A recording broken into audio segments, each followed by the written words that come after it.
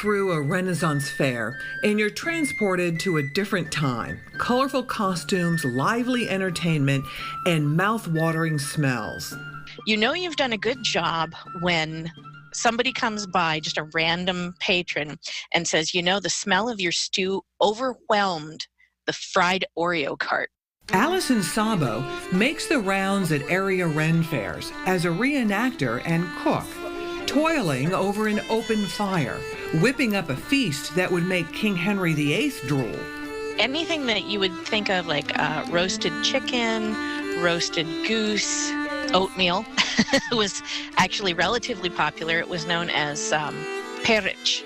After repeated requests for her recipes, Alison, a fiction author, decided to write a cookbook.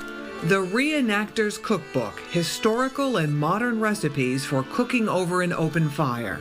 Medieval cooking has some wicked, crazy, complex stuff, but that's not what's in this cookbook.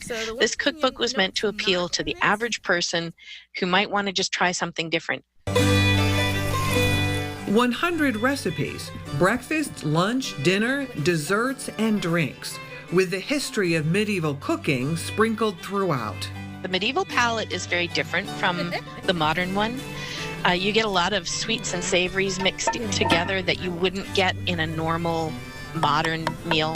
Dishes that call for unusual combinations. Things that we would never think of putting together. Cinnamon and garlic. Really? But I have a lamb stew in here that uses cinnamon and garlic, and oh my goodness, it's so good. Spices used more liberally than they are today. In the Middle Ages, we used saffron, mace, nutmeg, hyssop. When you hand grind them especially, the aromas and the oils and the spices and herbs intermingle. Many of the recipes date back to the 14th and 15th centuries. Alison uncovered them in medieval manuscripts. They're written in Middle English, so they're not always easy to translate. And medieval cookbooks, for the most part, don't include things that you would recognize as being a recipe today. And forget measurements. No such thing as a cup or a tablespoon. There's one recipe that says, hew ye into gobbets. And so that's kind of the direction you get. What was that? Huba de what? Hew into gobbets. Oh, hew into gobbets. To cut it up. And gobbets, it's like handfuls. Oh, okay. It's actually a recipe for stew. Once Alison feels she's conquered the recipe, she looks for affirmation in paintings and tapestries. You can see the food set out on the tables and things like that. So you're trying to match what's written historically with what's pictured historically. One of the most popular meals, pottage, which we know as stew. In the Middle Ages, it was soupy. Today, we make it with a thick gravy. Alison prepares it here with chicken. You take a slice of bacon and you run it over the hot cast iron, and it sort of glazes the bottom very nicely. And then you put in your meat and your onions and you saute that till it is brown.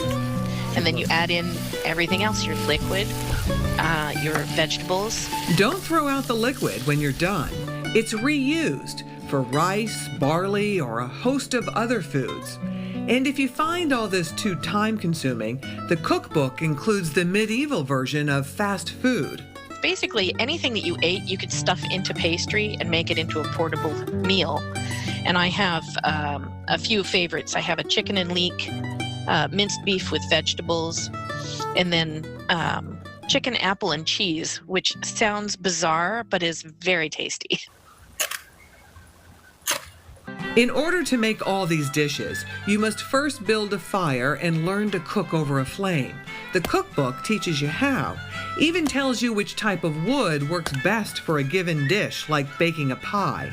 You need a hot, even heat that's going to go for a long time. You don't want that burst of heat that then dies down.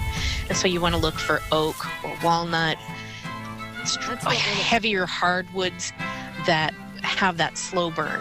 Allison tailored the book for both novice and experienced cooks. You can skip over the how-tos and flip right to the recipes.